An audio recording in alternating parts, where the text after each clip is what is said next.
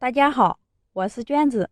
今天我用土豆给大家分享一个好吃的做法，香酥软糯，一起来看看吧。先准备2个土豆，把外皮削掉。我选的是房心土豆，吃着更软糯。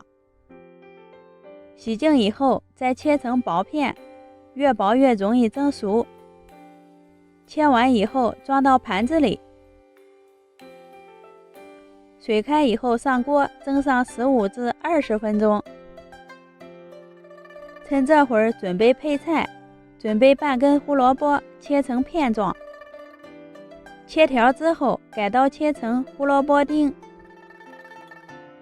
最后再切点葱花，装到盘子里备用。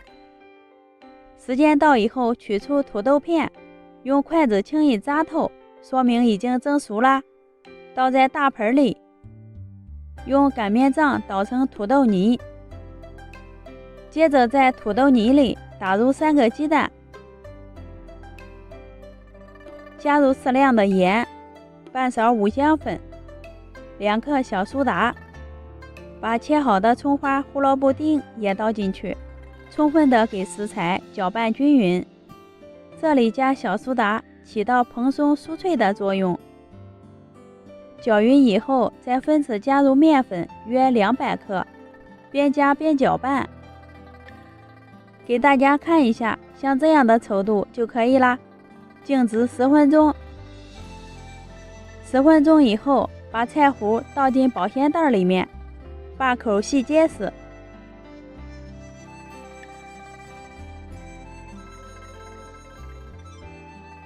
从袋子的一角剪上一个小口。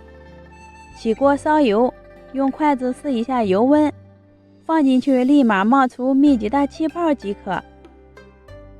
挤入面糊下锅炸，右手拿筷子方便掐断。高油温下锅，生胚立马就浮上来啦，用筷子多翻动几次，使其受热均匀。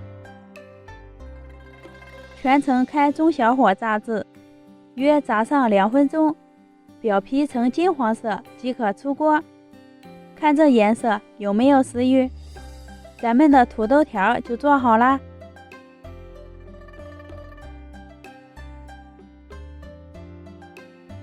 咬一口，外皮香酥，里面软糯咸香，当做小零食挺不错的，比炸薯条还好吃。